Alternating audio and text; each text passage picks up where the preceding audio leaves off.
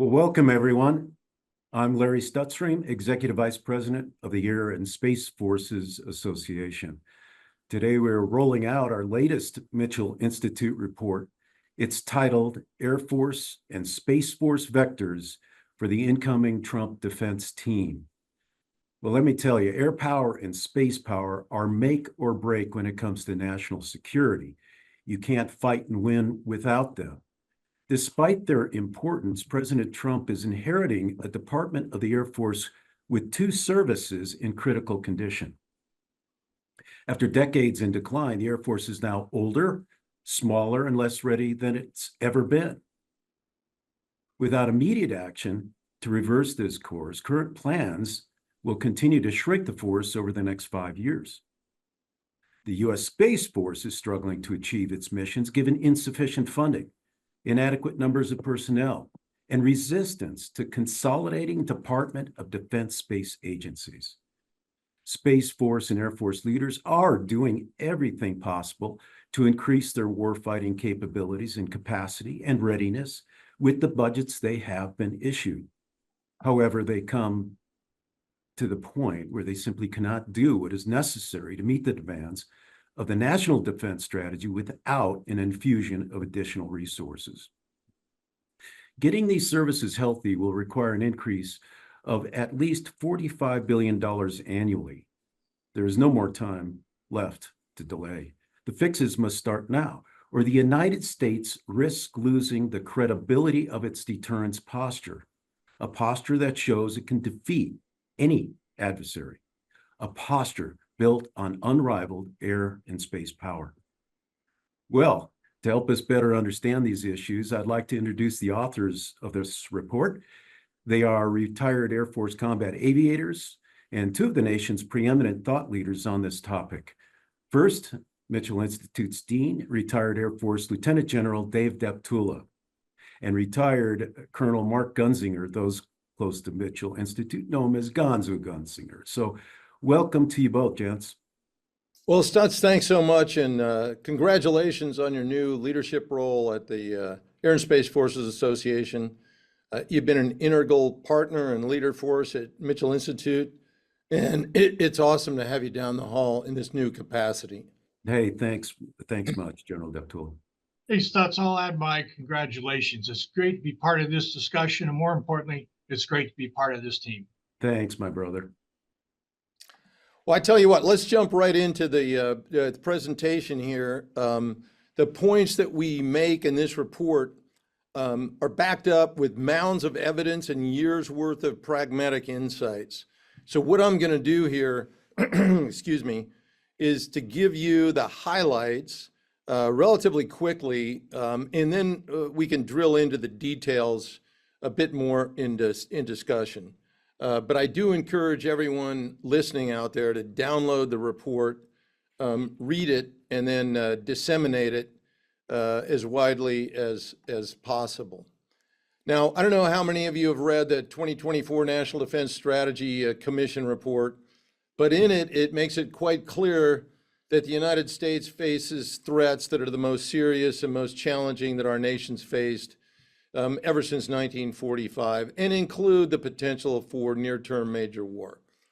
The only adjustment that I'd have to that statement is these aren't the greatest threats just since 1945, but in the entire history of our nation. So we've got ourselves in a situation where threats, and then to be quite pragmatic, the fiscal and political realities are such that the Department of Defense has got to focus on what matters the most. And that means, from the DoD perspective, building a strong military to accomplish the items that you've already read there, so I'm not going to go through them. But here's the challenge. The Air Force, unfortunately, is in a force structure nosedive. As Stutz remarked in his opening statement, the Air Force today is the oldest, the smallest, and the least ready in its 77-year history. Now, many of you have heard me repeat that for years now, and I'm going to keep on saying it until the Congress hears it and institutes the recommendations that we make in this report. The reason this is important is at the same time the Air Force finds itself in this situation, the Chinese Air Force is the newest, the largest, and the most ready in their history. Now, folks, this isn't a criticism, it's a fact.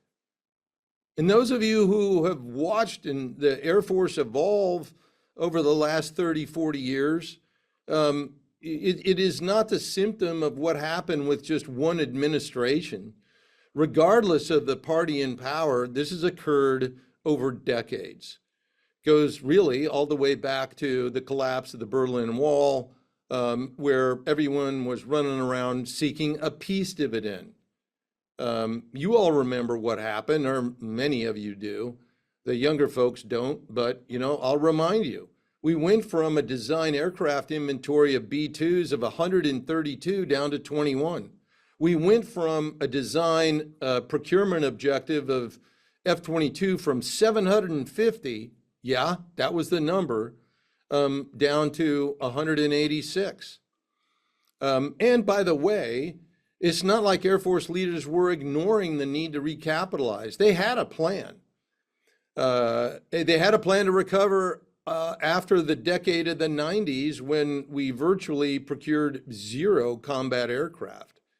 But then 9/11 happened, in Operation Enduring Freedom, Iraqi Freedom, Inherent Resolve dramatically altered that plan.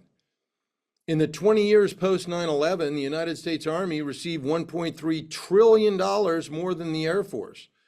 I'll do the math for you. That's an average of $65 billion a year more than the Air Force.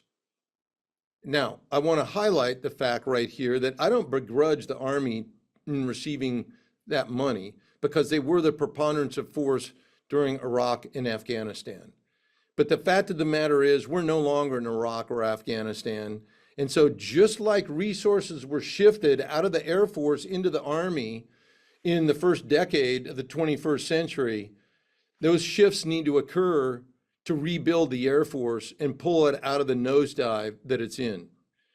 Because here's what's even worse than what we find ourselves in the condition we are today, and that's if you look at the 5-year defense plan, the Air Force is programmed to continue to become smaller and older and even less ready than it is today. And that is what needs to be corrected. Now, these aren't just, a bunch of us of Mitchell Institute saying this. The numbers tell the story. Now, I know there's a lot on this slide. Some would accuse me of replicating the Army's approach to slide building here by putting too many words and numbers on it. But I am trying to compress the brief. So, but here's what it indicates. Let me summarize these numbers. If you look over there at the right-hand side where you see the aircraft, and by the way, you got a bunch of numbers. The first number is the average age, and then the next number is the year of the first flight, then the years since the first flight, and then the inventory. But to summarize that, there are 10 aircraft types here that flew over 50 years ago. And those 10 aircraft types account for over 2,600 Air Force aircraft, or about 2/3 of its entire force. Now, our brothers and sisters in the Navy, and to a degree the other services, are hurting as well. But they ain't hurting as bad as the Air Force is. In comparison, and you can read as fast as I can, the Navy's only got 1 operational warship on active duty over 50 years old. And by the way, I'm not counting the Constitution. So while the Air Force has been on pause in terms of its ability to recapitalize for 30 plus years, the rest of the world has moved forward. Here are a couple other charts to demonstrate, and don't worry, I'm not going to go through every word on this chart or meaning, but all you have to do is look at the size of the bar charts. In '89, we had over 4,300 fighter aircraft. In '24, we've got just over a 700 that are mission capable. Then if you look at the state of the bomber force, it's even worse, where we could only generate about 54 mission capable bombers today. And then you're going to have some sort of maintenance call out. So when it comes to actually getting airplanes in the sky, you're going to have less than that. Here are a couple of trends that I wanted to highlight, comparing where we are with our combat fighter forces relative to Desert Storm in 1991. 134 fighter squadrons back then, 56 today. That's almost 60% less, folks. It's more than 50% fewer combat fighter aircraft today than we had in Desert Storm. Are the threats higher or less? Even more concerning is that second column. Back in 91, your average fighter pilot was getting over 22 hours a month. Today, they're getting less than 10. The numbers fluctuate. This data is from Air Combat Command and a couple of years ago, but I would tell you that the situation's gotten worse, not better. And then I just kind of went through the average age, and one of the things I want to emphasize is it's not just about declining numbers of aircraft or increasing age of the aircraft, but age makes a difference. Here's why. As average age goes up, readiness goes down. Well, why is that? How many of you out there are driving a 1961 Buick LeSabre? Probably not many, although I did give this presentation to the American Legion the other day, and there were 2 guys in the audience that raised their hands and said they had 1961 Buick LeSabre. So I asked them a question. What happens if your starter goes out? Okay, you'll probably find one, but it's going to take you weeks, if not months, to scour the junkyards in the United States to find one. Well, the same thing happens to aircraft. On any given day, the United States Air Force has over 500 aircraft grounded due to lack of spare parts. And by the way, anybody heard of that 2,000 pilot shortfall we've had for 10 years? So all of that compounded is what has affected a decrease in readiness inside the Air Force. All right, let's shift and take a look at our Space Force. It needs an infusion of funding as well, but for different reasons. The Space Force is a new service. It's just a little over 5 years old. But I'm here to tell you that it is underfunded, it's undersized, and it hasn't accomplished the consolidation of DoD space agencies that ostensibly it was stood up to accomplish in the first place. The Space Force is only 3.5% of the DoD budget. But there are enormous demands on the Space Force. I don't think I have to tell this audience the significance of what the Space Force does, not just for the military, but for the well-being of every citizen in the United States. And oh, by the way, it's not well-being of just every citizen in the United States, but they provide universal utilities for the population around the world. Yeah, its personnel are smaller than some bases that exist in the other services. And you've already read the quote down there that came from the Vice President with respect to the importance of consolidating all the various agencies that have popped up in the Department of Defense with a hand in space. So there are enormous demands that have been put on our Space Force.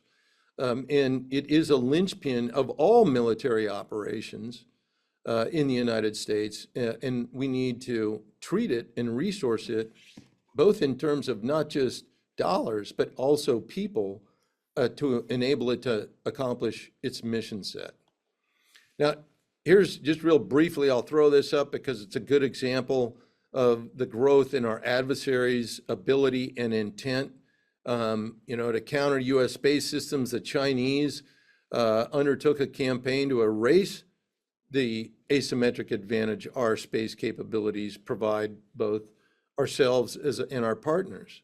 And they're working very hard to be able to use space to target U.S. and allied forces, and they're fielding space capabilities at a rate that's absolutely breathtaking. And this is one of the main reasons that we need to resource our Air Force and our Space Force to deal with these adversaries, to build the capabilities and the capacity that provide us deterrent impact and effect. And only then will we be able to achieve the new president's goal of peace through strength. All right, so with that, let me quickly run through what we've outlined in much more detail in our report with respect to priorities. And here they are from a macro level, and that's reverse the decline in Air Force readiness and force structure, resource the Space Force to meet the demands of the National Defense Strategy. And one of the underpinning elements that needs to be accomplished doesn't require an act of Congress, just requires the DoD comptroller to straighten out this next budget briefing, and that's to induce transparency into the Department of Defense budget reporting. Right now, there's over $45 billion in money in the Department of the Air Force budget, of which not 1 cent goes to the Department of the Air Force. So, okay, it's necessary spending. People ask me what it's for. My response is ask the Department of Defense, and quite frankly, it could go to buying potatoes. It doesn't matter. It just does not go to the Department of the Air Force. So put it in the budget briefing to where it really belongs, and that's the category of defense-wide spending. All right. With that, here are the most critical priorities that we've outlined in our report to achieve those macro level objectives. Again, there are lots of detail in the report, but here they are from the Air Force perspective. These are the kinds of things that need to be done. We've got to proceed with the next generation air dominance penetrating combat aircraft immediately. We've got to increase the annual buy rate of F-35s and F-15EXs so that we stop this decline in our force structure and get that back to growing it, back to a level where we can actually meet our national defense priorities. Ramp up B-21 acquisition at the appropriate time to 20 per year by 2030. Then there's the readiness piece. We've got to increase our fighter pilot flying hours to a minimum of 200 hours a year. It's less than 10 today. I'm here to tell you, when I was a young captain in my second assignment at Kadena Air Base in Japan, sitting alert in Korea, we used to make fun of the Russians and the North Koreans, who at the time were flying less than 10 hours a year. And now here we are with our fighter pilots underneath that amount, while the Chinese are flying over 200. In order to do that, we've got to fully fund our weapon system sustainment requirements. That's huge. It's not sexy, but without spares, you can't fly. We've got to aggressively continue to pursue artificial intelligence and autonomy, realizing it's got promise, but the way we're going to move into the future is by working both of these elements together with both piloted and uninhabited aircraft, as we need to stay the course with collaborative combat aircraft. We need to build stockpiles of conventional precision munitions in advance of conflict, because guess what? We're not going to rebuild the defense industrial base to the point where it would be able to adequately respond to crisis. That's a whole nother discussion topic. With respect to space, it needs to be fully funded, the Space Force programs that are designed to achieve space superiority. We've got to increase the number of personnel in the Space Force. Nominally, each service headquarters staff is about 4,000. You know what the size of the Space Force staff is? 600. You cannot do the things that need to be done with that size of a staff. You heard me talk about the vice president, and one of the objectives of standing up the Space Force was to consolidate the variety of DoD agencies that exist out there with a hand in space into the Space Force to assure unity of military and space intelligence efforts to reduce waste and duplication. Establish a nuclear national deterrence fund separate from the Air Force and the Navy service accounts to make sure that necessary funding for our nuclear infrastructure is not offset from conventional forces. And then fully fund the Sentinel program, and then obviously we got to start taking a look at next generation air refueling systems. So that's kind of the specifics. Here's the bottom line. We're, as a department, too old, too small, and not ready to execute the defense strategy. We're on a bad vector. If we don't correct it, it's only going to get worse. And the overall cost to do this is going to be on the order of $45 billion annually. The real bottom line is there's no more time left to delay, folks. The fixes have got to start now, or we're going to end up risking losing the next major regional conflict. So with that, let me turn it back to you, Stutz, and we can jump into Q&A. Oh, wow. Boy, thank you for that very clear, very easy to understand, and I would say very sobering presentation on the needs of these two services, General Deptula. Before we dive into this, I just want to remind everybody you can type questions in the Q&A. Raise your hand function is available, and we'll get to those questions later. Okay, General Deptula, leaders in the Space Force and Air Force have been talking about budget help for a long time. We're talking decades. What makes this era any different, and why is it we can't kick the can one more time? Yeah, it's a great question, Stutz. And as I started in my overview, the threat environment is the most dangerous we've seen in our nation's history. Now, look, while the Cold War was challenging, it only focused on one monolithic threat, the Soviet Union.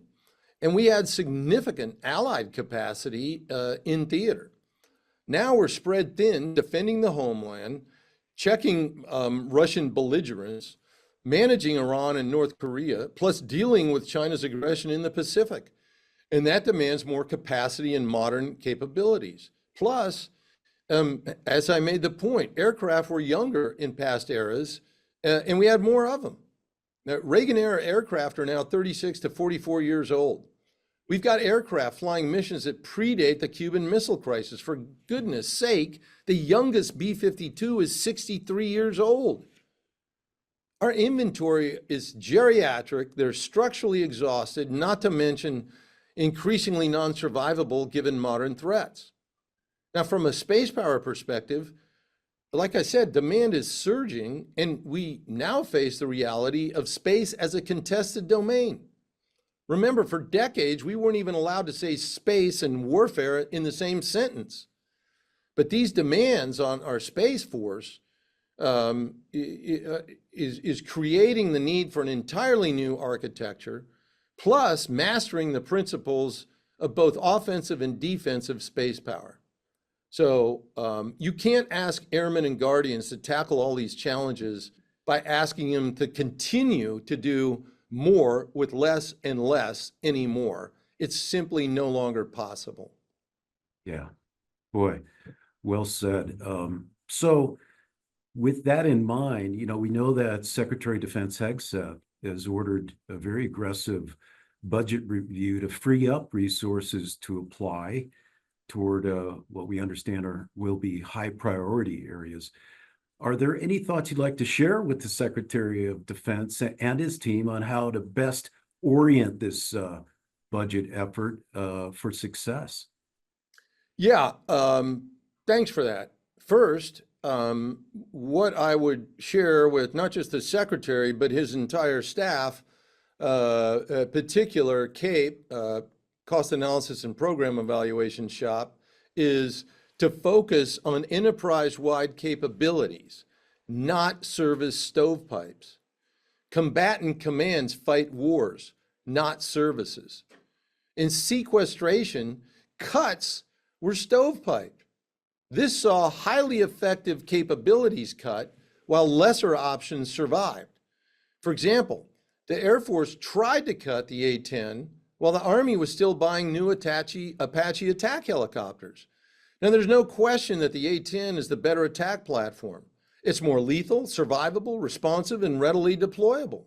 However, stovepiped assessments fail to realize these factors. We shouldn't do that again. Second, cost per effect must be the key guide. A cost per effect assessment measures the sum of what it takes to net a desired mission result, not just a single system's acquisition and support costs without context surrounding the capacities or capabilities actual use.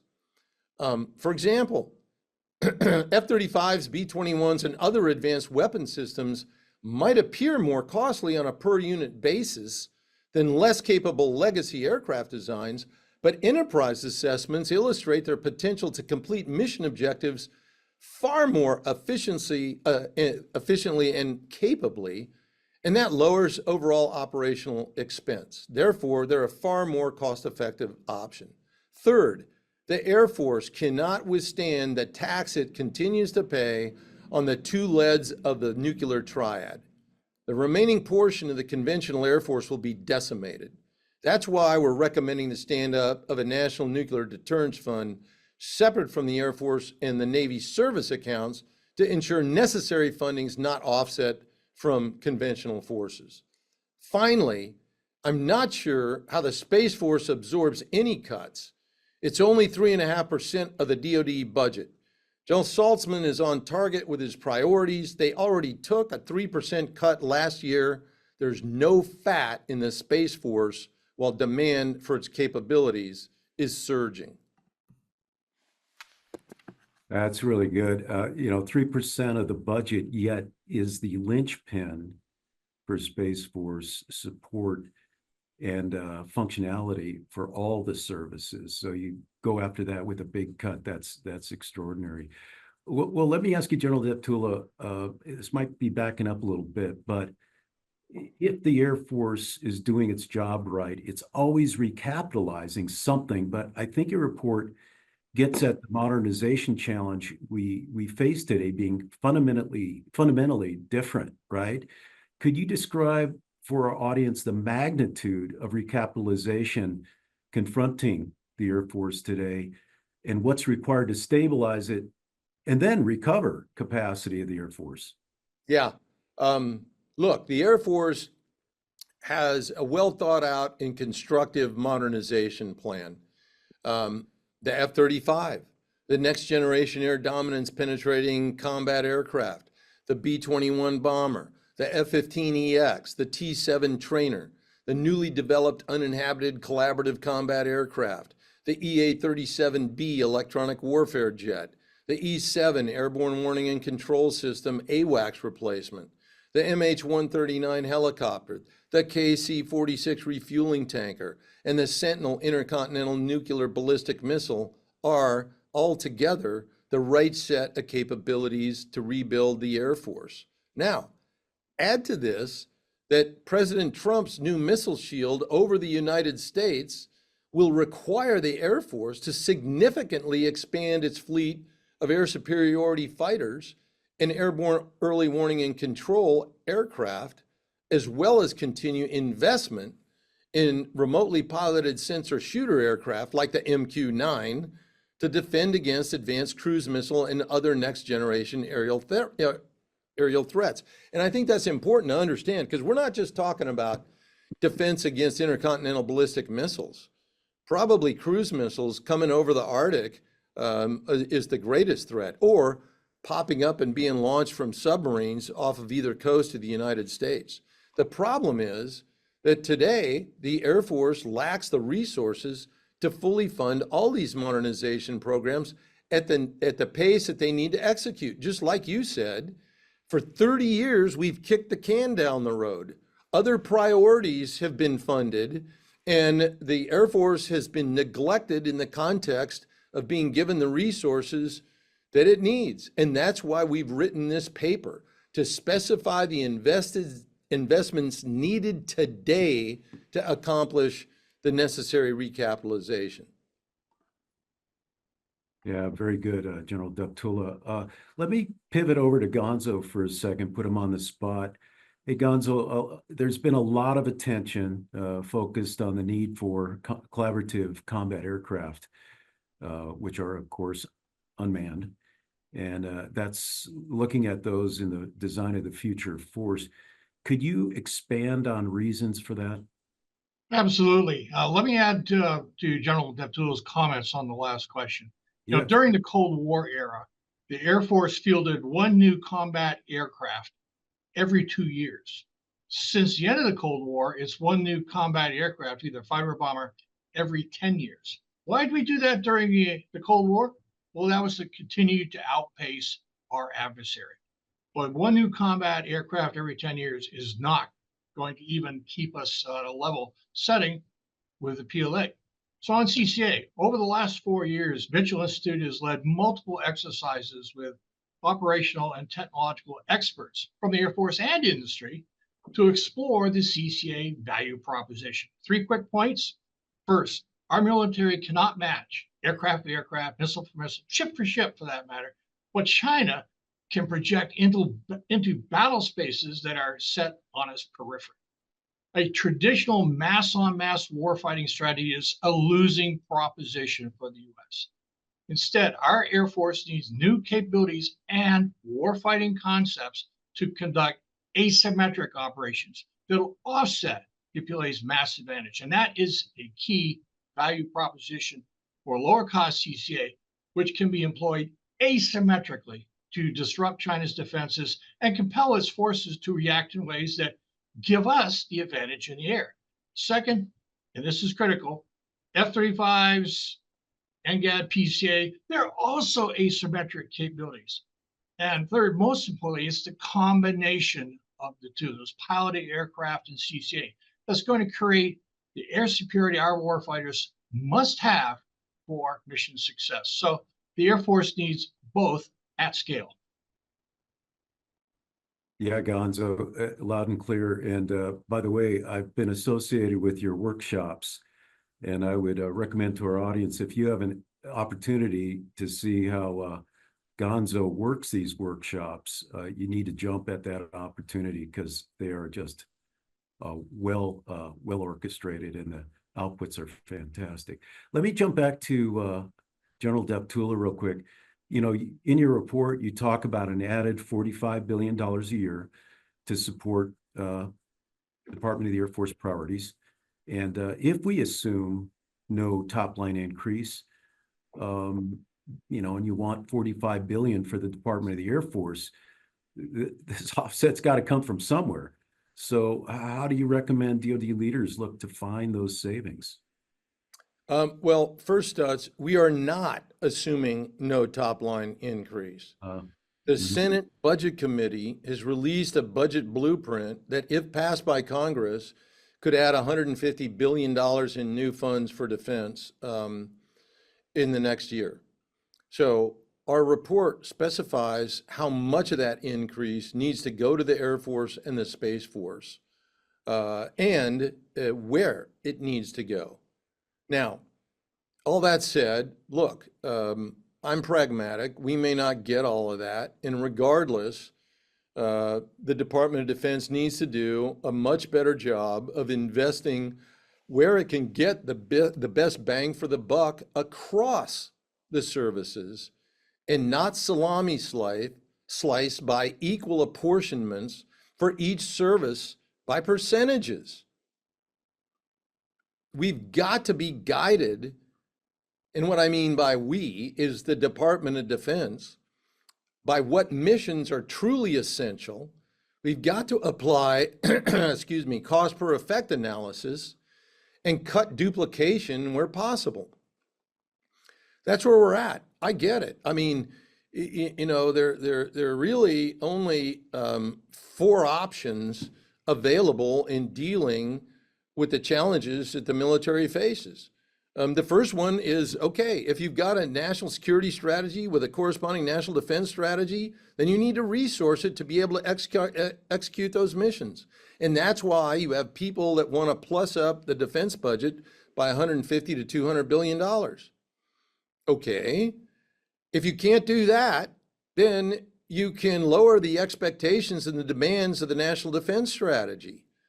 Pragmatically, I don't know any congressman, congresswoman, or White House that is going to rewrite the national defense strategy and take us from a global threat down to a regional threat. The third option is continue to do what we've been doing for the last 10, 15, 20, 30 years, and that's saying, well, we can do what we need to do with what we have. That's simply not the case. And as a result, we get older and smaller and less capable. All right, so we got to own up to the realities of strategy versus resources. And then number 4, and that's what I'm talking about here, is then we have to do a smarter job of allocating the resources that the Department of Defense does have. That's what I would tell you. Yeah, there are some specifics.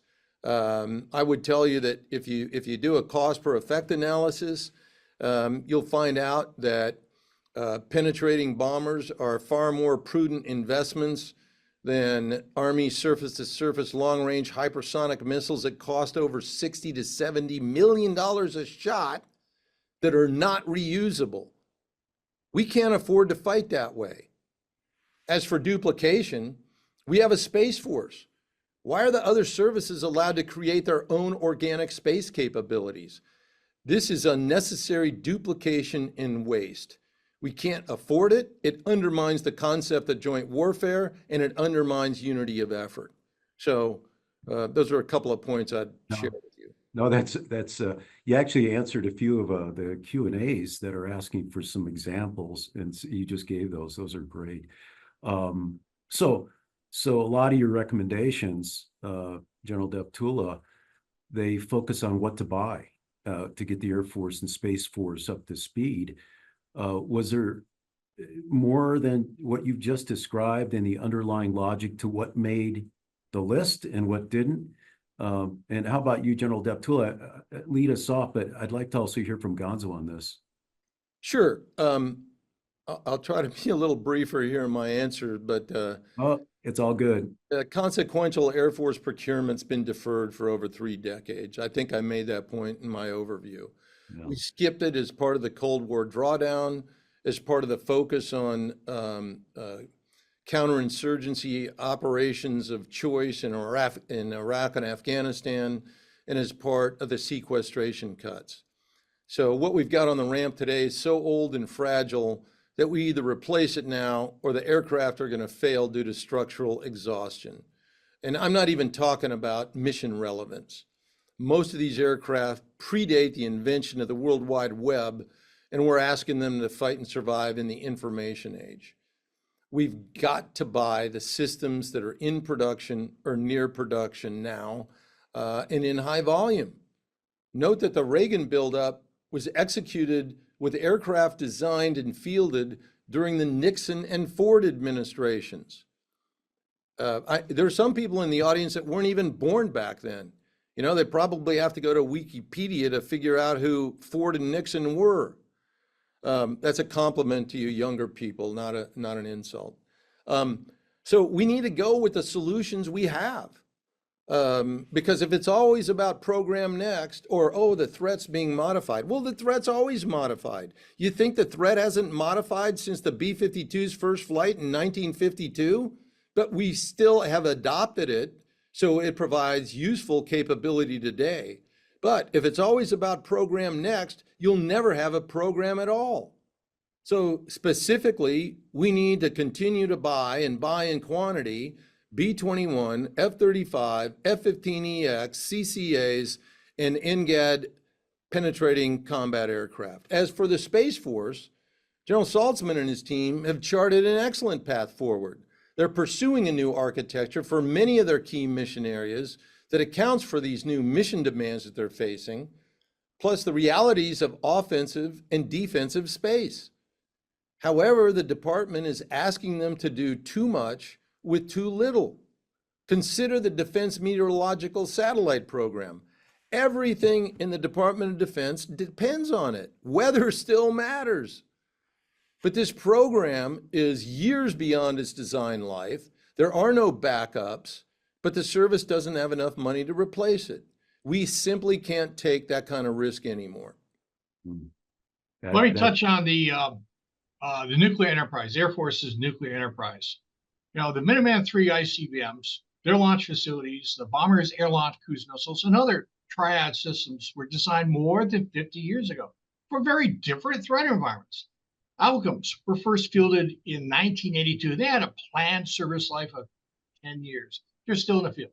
Minuteman missiles were first deployed in the 1960s. So DoD is absolutely correct when it says the triad underpins everything our military does. But triad geriatric systems are rapidly eroding its credibility as a deterrent. And at the same time, Russia has nearly completed modernizing its triad. Well, we're just getting started.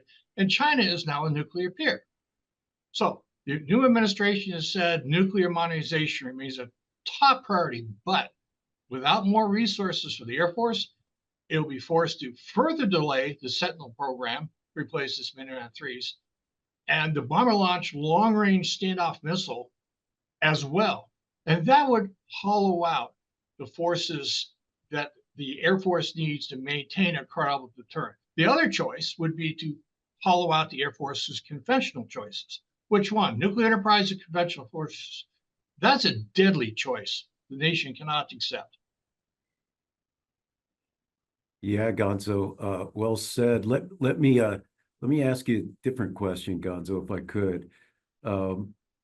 One of the very startling things that General Deptula brought up in his briefing, and it's explored a bit in the paper, and that's how few bombers the United States really has ready. And of course, one would make the case that your deep strike with a lot of mass capability is what our modern Air Force, why it's unique in many ways.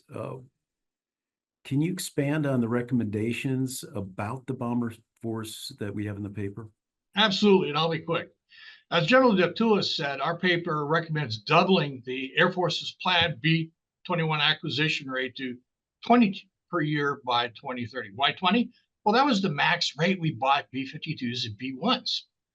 And the bomber force is now about a third the size of the force that existed in the Cold War. There are only 140 bombers on the ramp.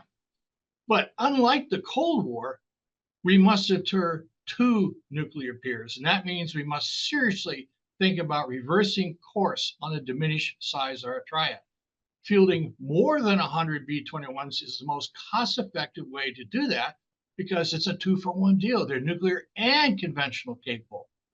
And acquiring B-21s at a faster rate will bolster conventional deterrence over the next 7 to 8 years when the threat of Chinese aggression may be greatest.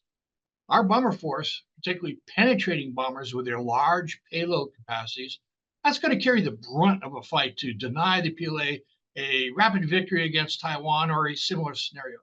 No other U.S. force can match the B-21's ability to deliver lethal effects with precision at range and within hours of the start of a fight in the Pacific. Yeah, thanks, Gonzo. It's pretty shocking. Let me ask you something, Gonzo, as a follow-up. General Deptula briefed 54 mission-ready bombers. Does that mean we get 54 off the ground? The fact of the matter is, because of the lack of spare parts and for other reasons, you might be able to get slightly less than 50 to engine start, much less launch them on a full sortie. Yeah, that's pretty stunning. Whether the public understands that, they will now. So, General Hey, Stutz, I Yeah, can't go ahead. help but reinforce something that you just said with Gonzo. I had dinner with an old friend, Slug McGivern. Some of you might know that, who was telling me about his going out on the flight line there at Seymour, and they ginned up an 8-ship F-15E models, and it took them an hour to get off the ground because every one of those 8 aircraft needed to call for a maintenance red ball and be serviced before they could take off. So it just gets back to the point in terms of age and necessity. And by the way, one of the things that we can elaborate during the Q&A phase, I've already cheated and taken a glance at the Q&A, is our shortfall in maintainers. I mean, Yeah, 2,000 pilot shortfall, we got a 4,000 maintainer shortfall. So anyway, I just want to throw that out. Go ahead with your next question. you bet. I do want to talk about the human capital. You know, you focused a lot on planes, satellites, other forms of technology in this paper, but really it's about the people. They're the ones that fight. What measures of success do you see beyond aircraft on the ramp would you want to see when it comes to the Air Force and Space Force's human capital improvements? Yeah, just to reiterate, these capabilities, capacity, readiness, it all comes down to people. There's too many key missionaries in the Air Force that are stretched thin. And the reason they're stretched thin is because of shortfalls in terms of people. Look, we just released a report on the chronic pilot crisis. We also face major challenges with battle managers, maintainers, as I just mentioned, in other key mission areas. Here's one for you on battle managers. Okay, if we're going to shift a GMTI operations from the air to space, what happens to the actual people who are battle managers between the time that we do that? Well, the way A1 does manning is they do it on the basis of demand. And, you know, if we do away with our airborne GMTI capability, which we have, before we put in place the space-based GMTI capability, guess what? Those billets get sucked up and go somewhere else. So we can't just assume that people will be hanging around to be proficient if we don't equip them with the tools and the training to do their jobs. And in the Air Force, that means sufficient numbers of airplanes to meet mission demand and sufficient numbers of sorties per month to keep air crews proficient. Now, the Space Force absolutely needs more people, and it needs to focus on modern training as well. The mission growth demand is already huge, and a small force can only train and absorb so much new talent each year. We need to ensure that the Space Force is resourced sufficiently to be aggressive on that curve, but we also need to ensure that they have realistic training venues, space ranges, for example, to practice offensive and defensive space warfighting tactics, techniques, and procedures. We're not just monitoring satellites, we're employing them in a dynamic warfighting environment, and that takes realistic training. So those are a couple of thoughts to consider. No, that's all good. We're getting into time for audience questions, but let me do one more question. This is, one of the techniques that could be used in the 8% budget exercise, and we've heard it over and over again, that the Air Force needs to divest or retire older aircraft such that they can free up funds to invest in new, more modern capabilities. This usually called divest to invest, by the way. So what does that get the Air Force? And will another round of divest to invest be sufficient for the recapitalization needs of the service? No, it's an absolute failed approach. That's why the Air Force is in the nosedive that it's in, underfunding and neglect, and beliefs in, here's the deal. Okay, when you divest and you come up with a bunch of savings, where do those savings go? Well, they go back into the federal budget. There's not a little bow tied around them that says save for the Department of the Air Force for future years to invest in more stuff that they want. And oh, by the way, when the next year shows up, most people have forgotten what you divested in the first place. This is exactly what happened with CAF Redux in 2010. Air Combat Command gave up 270 some fighter aircraft, anticipating that they'd be able to take that money and accelerate F-35. What happened the next year? The Congress passed the Budget Reduction Act, an act designed to be so stupid that it wouldn't be implemented into law, yet it became the law of the land, and all of that money that was divested got sucked up in sequestration. Okay, here's another angle. I've yet to find the old car I can sell for enough money that will get me a new car. The numbers simply don't add up, and that kind of approach has resulted in the death spiral that the Air Force is in. We had over 4,000 fighters in the Cold War. Today we have just over 700 if you apply mission capable rates.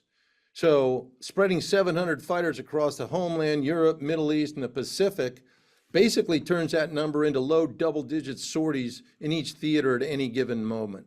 That's way too thin. And we're not even talking about combat attrition, which is going to happen when we get into a peer-level conflict. Okay, nor does the Space Force have anything that equivocates. They need more money. It's really simple. Back to the Defense Meteorological Satellite Program example.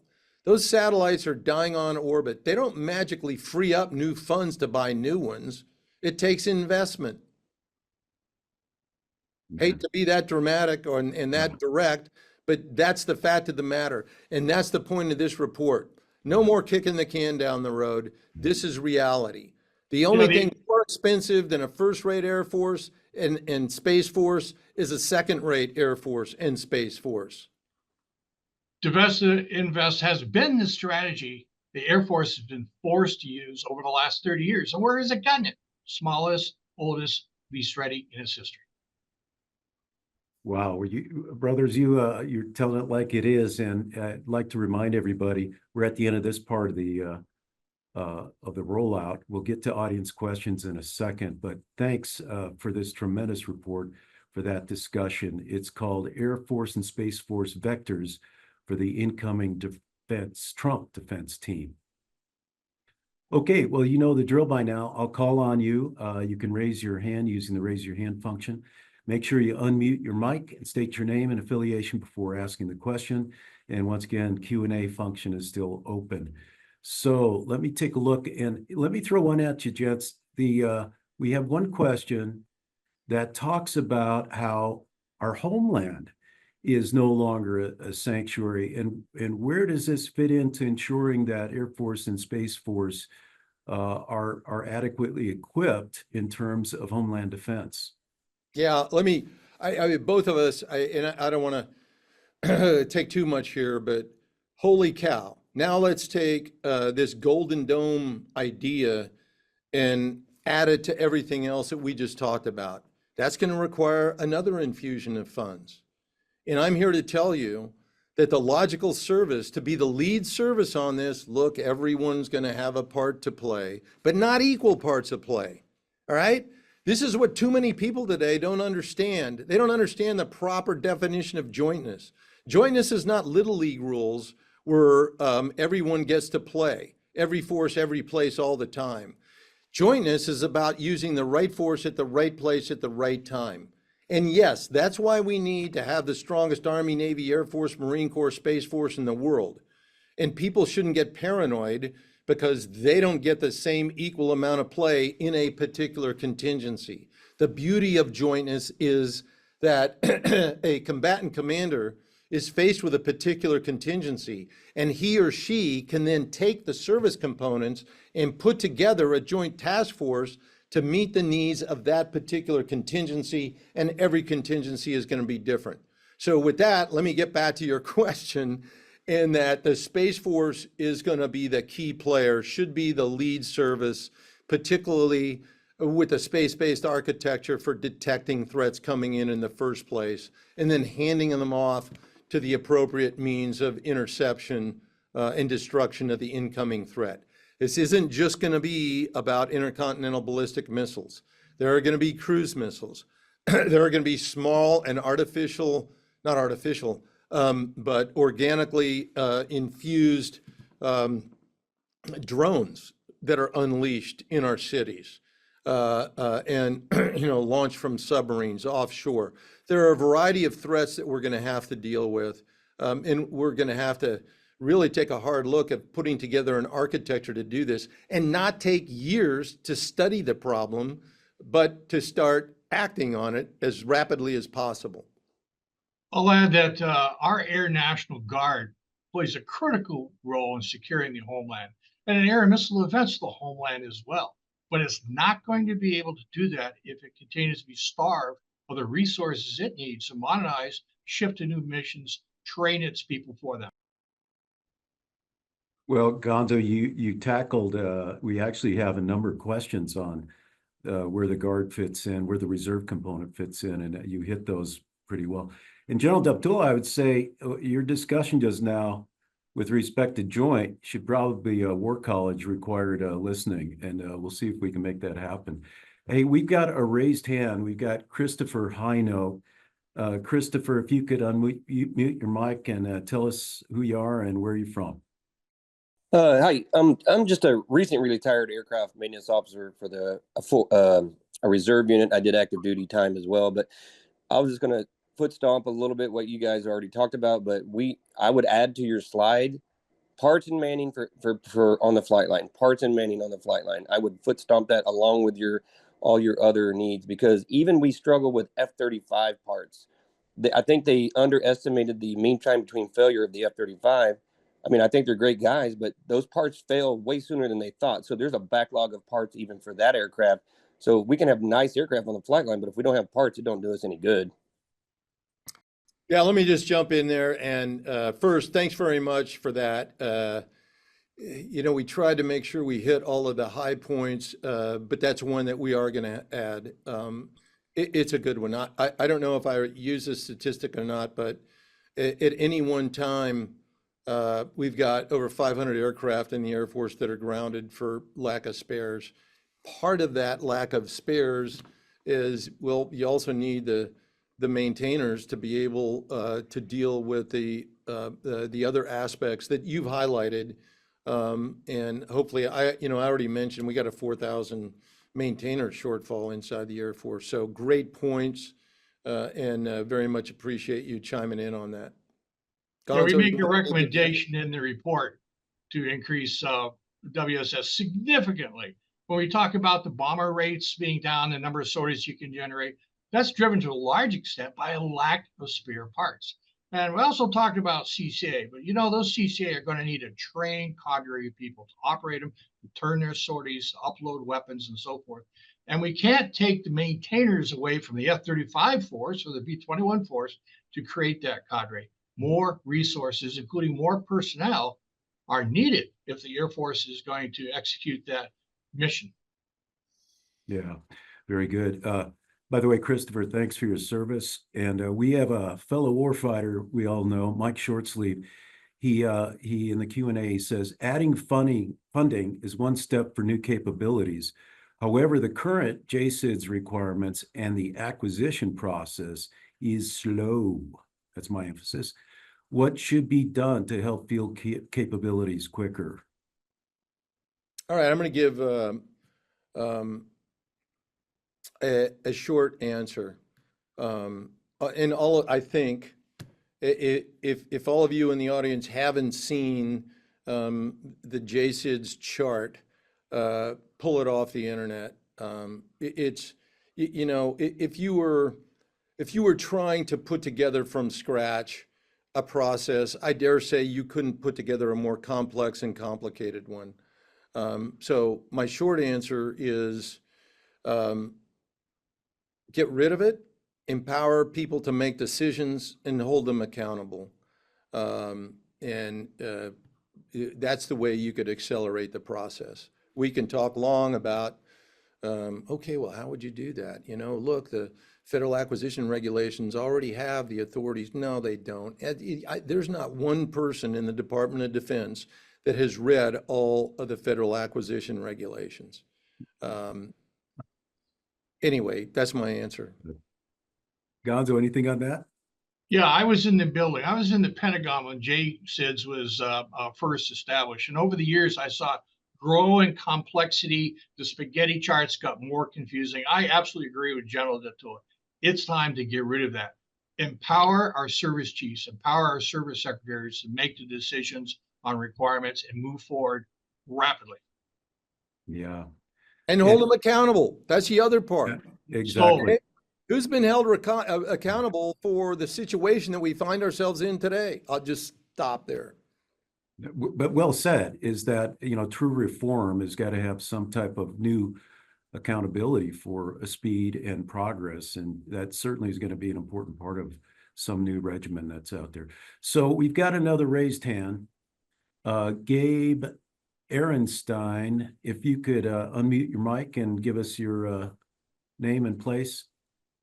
And then, yes, sir, appreciate it. Gabe Ehrenstein, I was a T-38 first assignment instructor pilot back in the late 80s and early 90s. I want to thank you all for the tremendous work that you're doing. The podcasts are exceptional. The white paper is outstanding. And these presentations are absolutely first rate. So thank you for that. My question is, what is it that we can be doing? That those of us in the audience, we're on board with this. What can we do to help this case be made?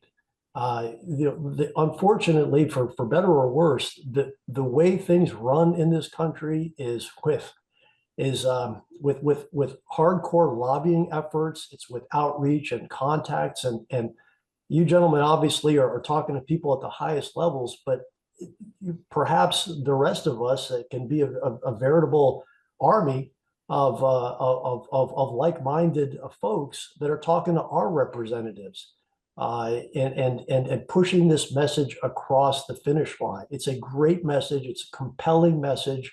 We've got to get the policymakers to hear it loud and clear and to act on it. And thank you. That is, first, Gabe, thanks very much for your comments, because it's extraordinarily important, and it's what frustrates us too. We do our best to get the word out, and you put your finger on it.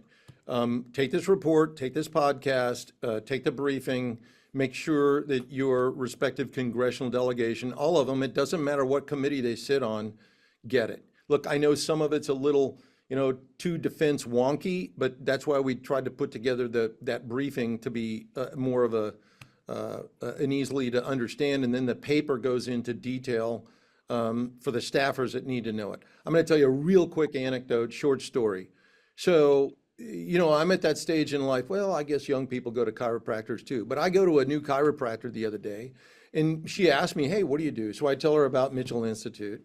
I come back the next appointment, and she says, Dave, I didn't realize that we're in the condition that we are. I thought we were King Kong in the U.S. military. And then I know she listened to the podcast. She said, I listened to one of your podcasts, and I didn't know that the Air Force was the oldest, the smallest, and the least ready it's ever been. And then she starts quoting me the pass-through example, which means she really did listen to the podcast. And goes, I had no idea. And so my answer is, get the word out. Look, the state of our nation's security was not among the top 10 talking points of either presidential candidate in the last election. America thinks that we are still King Kong, and we're not. And that word needs to get out to not the members on the Armed Services Committees, they know that, but the other 435 representatives that don't. So that'd be my answer. Gonzo?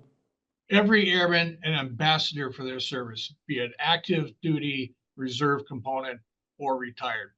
Send this report, send this briefing to your congressional delegation, to your Chamber of Commerce, to your friends and family. That is the way to get the word out.